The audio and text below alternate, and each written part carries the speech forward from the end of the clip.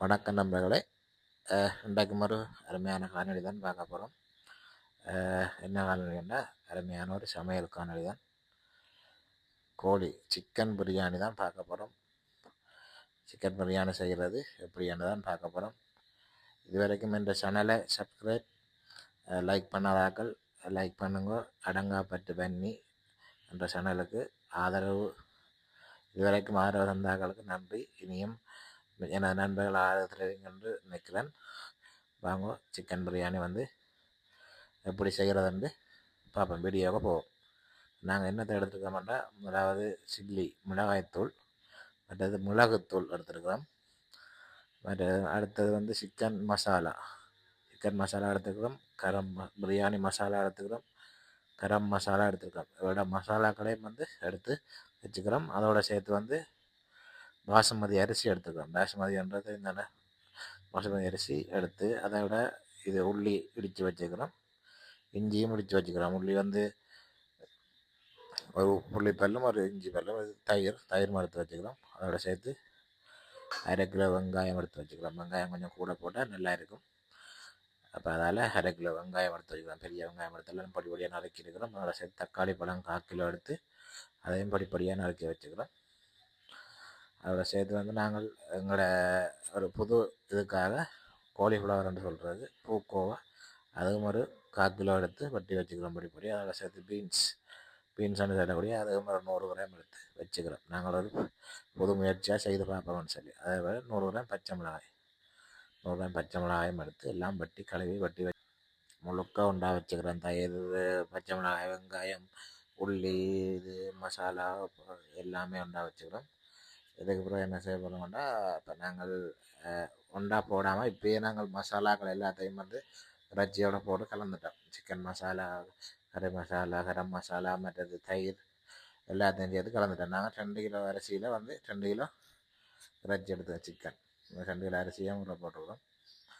இப்போ இனி என்ன மழையாக இருந்தது. அப்போ நாங்கள் அடுப்பை உள்ளுக்குள்ளே தான் மூட்டிட்டோம். சீமையில் மூட்டி ஒரு தாச்சி எடுத்து முதல்ல நாங்கள் எண்ணெயை விட்டு அதோட வெங்காயம் வெட்டி வச்சேன். 1/2 கிலோ வெங்காயத்தையும் போட்டு நல்லா வதங்கக்கூடிய மாதிரி வதக்கி கொண்டு வதங்கின பிறகு அதோட சேர்த்து பச்சை மிளகாய் வெட்டி வச்சிருந்த பச்சை மிளகாயம் சேர்த்து அதோட சேர்த்து போட்டு கொஞ்சம் நேரம் இரண்டையும் கொஞ்சம் நேரம் தாளிக்க போகிறேன்னு சொன்னால் கொஞ்சம் நேரம் தாளிச்சா அப்புறம் தாளிச்சு கொஞ்சம் இது தாளிக்கணும். என்ன சொன்னால் மழையால் கொஞ்சம் அடுப்பு மாரியே கொஞ்சம் கொஞ்சமாக தான் மெல்லமாக தான் செய்யக்கூடிய நேரம் தானே. அடுப்பு கொஞ்சம் குறைவாக இருந்தபடியாக கொஞ்சம் மெல்ல அது கூட தக்காளி பழம் முடியுதுனா 1/4 கிலோ தக்காளி பழம் முடிஞ்சதுனால அதையும் இதோடு சேர்த்து நல்லா வதக்கணும். நல்லா எல்லாம் சேர்ந்து ஒன்றா வதங்கி ஒரு பொன்னிறத்துக்கு வரக்கூடிய அளவுக்கு வதங்குவோம். அப்போ அதுக்கு பிறகு பிடிக்க வச்சிருந்த இஞ்சி, மற்றது பூடு, உள்ளி எல்லாத்தையும் சேர்த்து ஒன்றா சேர்த்து ஒரு மிக்சிங் எல்லாம் சேர்த்து இவற்றையெல்லாம் நல்லா வதங்கும் வரைக்கும் வேறு முழுக்களையும் நல்லா வதங்கும் வரைக்கும் சேர்த்து கொண்டே இருக்கணும். முழுக்க சேர்த்து வதங்கி ஓரளவுக்கு எங்களுக்கு தெரியக்கூடிய அளவுக்கு பொன்னிறம் கருகவும் கூடாது, செய்யக்கூடாது. பொன்னிறத்துக்கு பெருமாட்டம் வடிவாக வதங்கி கொண்டே இருக்கணும். அதுக்கு பிறகு நாங்கள் இப்போது அந்த மிச்ச மசாலாக்கள் வச்சுருந்தாங்க இறைச்சிக்கு போட்டுட்டு மிச்ச மசாலாக்கள் எல்லாம் வச்சுருந்தாங்க. கொஞ்சம் அதை வச்சுருந்த முழு மசாலா மிச்சத்தையும் இதோட சேர்க்கணும். கரம் மசாலா, சிக்கன் மசாலா, மற்றது மிளகாய்த்தூள், இந்த தூள் எல்லாத்தையும் இதோட சேர்த்து நல்லா எல்லாம் சேரும் வரைக்கும் போட்ட மசாலாக்கள் எல்லாம் இதோட சேரும். மசாலா அடுத்த மசாலா அது கரம் மசாலா.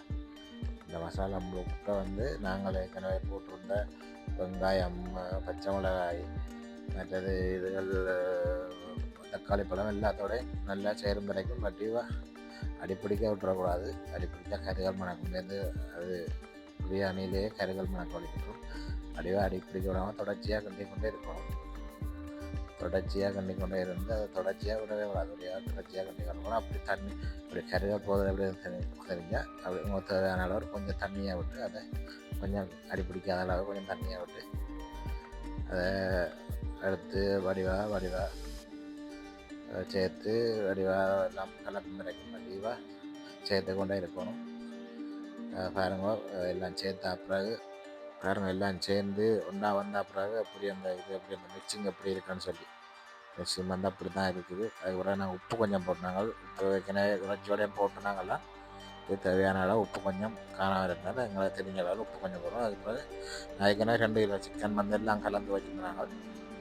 அந்த சிக்கனை இப்போ அந்த மசாலா நாங்கள் ஏற்கனவே செய்து வச்சுருந்த கிரேவின்னு தான் சொல்லுவோம். அந்த கிரேவிக்கெலாம் அந்த சிக்கனை போட்டு நல்லா அந்த கிரேவி வந்து சிக்கனில் அந்த முழுமையாக அந்த சிக்கனோடு வடிவாக கலந்தால் தான் நல்லா போட்டு கலந்து கலந்து எடுத்தால் தான் அந்த கிரேவி வந்து சிக்கனோட வடிவாக சேரும். அப்போ தான் எங்களுக்கு அந்த நல்ல பிரியாணியில் ஒரு டேஸ்ட் வரும். அது கொஞ்சம் நேரம் மூடி வைக்க போகிறோம் அந்த கிரேவி சேர மட்டும். அதுக்கப்புறம் என்ன செய்ய வேண்டாம், நாங்கள் வச்சுருந்தா 2 கிலோ பாசுமதி அரிசியை சிக்கனுக்கெல்லாம் போட்டு ஃபுல்லாக சிக்கனோட இப்போ கலக்க போகிறோம். பாசுமதி அரிசியை சிக்கன்லாம் போட்டு எல்லாம் வடிவாக தட்டி பரவி வடிவாக கலந்து வடிவாக சிக்கனுக்கு எல்லா அரிசியும் சிக்கனும் வடிவாக சேரணும். சேர்ந்து வடிவாக என்ன அரிசி அவியணும். இப்போ நீங்கள் இதுக்கு பிறகு அரிசி அவிக்கிறாங்க. இப்போ சிக்கன் நல்லா அவிஞ்சிருக்கு. நீ அரிசி அவிக்கிறாங்க தேவையான அளவு தண்ணி. இப்போ 2 கிலோ அரிசின்னா 4 லிட்டர் தண்ணி விடணும். இப்போ 4 லிட்டர் தண்ணியை விட்டு சிக்கனுக்கு இப்போ அரிசிக்குள்ள இப்போ தண்ணியாக விட்டு எல்லாம் வடிவாக கலந்து விட்டுட்டு வடிவாக பாருங்கள் மசாலா எல்லாம் இப்படி நிற்கிது மேலே மசாலான கலரை பாருங்கள். அப்படியே வச்சு தேவையான அளவு 4 கிலோ 2 கிலோ அரிசினா 4 லிட்டர் தண்ணி ஆகும். தண்ணியெல்லாம் விட்ட அப்புறம் என்ன செய்ய போகிறோம்னா மூடி ஒரு 10-15 நிமிஷம் அளவில் விட போகிறாங்க. தெரிய அளவுக்கு விட்ட பிறகு பாருங்க புறாக்கப்புறம் அப்படி திறந்தாமல் அப்படி புகை வருதுன்னு பாருங்க. நாங்கள் புகைன்னு சொன்னால் வீடியோவில் கூட தெரியல அவ்வளோ புகையாக இருக்குது. பார்க்க புகையாக இந்த சிக்கனில் இருந்து வர அவ்வளோ புகையின் டேஸ்ட் மூக்க துளைக்குது. புகையிலேயே வந்து டேஸ்ட் வந்து மூக்க துளைக்குது. வாசம் பாருங்கள் அப்படி உங்களுக்கு தெரியல பெருசாக தெரியும். கரண்டியால் அள்ளி காட்டைக்குள்ள தெரியும் எப்படி சிக்கன் பிரியாணி வந்திருக்குன்னு சொல்லி பாருங்க. சும்மா ஒரு அரிசியோட ஒரு அரிசி முட்டவே இல்லை. பாசுமதி அரிசி எங்கள் கடவுளியெல்லாம் பிரியாணி போடுறாங்களா. ஆனால் இந்த பாசுமதி அரிசி வேண்டி போடல. அந்த பன்னி அரிசி பால் பன்னி அதெல்லாம் வேண்டி போட்டுருவாங்களா. ஆனால் அந்த பிரியாணி என்று போட்டு ஆசைக்கு சாப்பிடணும்னு சொன்னால் அது பாசுமதி தான். உங்களோட வீடுகளில் இப்போ குறைஞ்ச அளவில் சின்ன அளவில் செய்யணுமென்றாலும் 1 கிலோ பாசுமதி அரிசியை வண்டியே செய்யுங்க. பிரியாணி ஆசைக்கு சாப்பிடணுமெண்டா அது பாசுமதி தான். பாருங்கள் எப்படி இருக்குது பிரியாணி. அப்படி ஒரு இதமாக தான் இருக்குது. இப்போ என்ன செய்ய போகிறோம், இப்போ நாங்கள் தம் பிரியாணி ஆக்கப்புறம் எல்லாம் மூடி வச்சுட்டு அப்படியே அந்த நெருப்பு எடுத்து இல்லை நெருப்பு தணல் எடுத்து மேலே இதுக்கு மேலே வச்சு தம் போட போகிறோம்.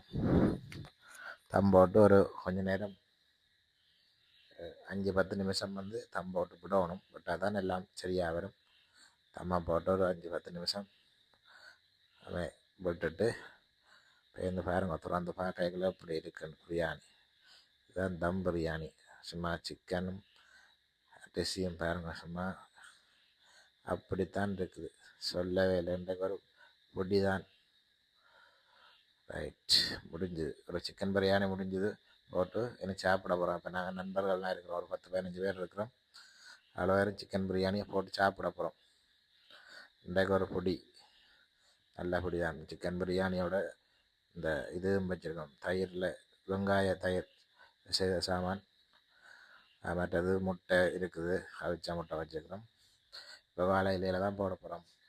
வாழை இலையில் போட்டு பாருங்கள் வந்து இதெல்லாம் போட்டு வாழை இலையில் போட்டு நண்பரோடு சேர்ந்து சாப்பிட போகிறோம். உங்களுக்கும் உங்களோட நண்பர்களோடு சேர்ந்து இப்படி செய்து சாப்பிடணும்னு சொன்னால் இந்த வீடியோவை பார்த்து செய்யலாம். இல்லாட்டிக்கு அது உங்களோட விருப்பத்துக்கும் செய்யலாம். இல்லை எங்களுக்கு இப்போ எங்களால் எங்கள் நண்பரோடு சேர்ந்து ஒரு நல்ல ஒரு பிரியாணியை செய்து நல்ல டேஸ்ட்டான பிரியாணி ஒரு பிரியாணியை செய்து சாப்பிட போகிறோம். நாங்கள் எல்லாம் இறைச்சியை பாருங்கள், இந்த முட்டையை பாருங்கள் எப்படி இருக்குன்னு சொல்லி, அந்த இறைச்சியை பாருங்கள் எப்படி வந்து வெந்திருக்குன்னு சொல்லி.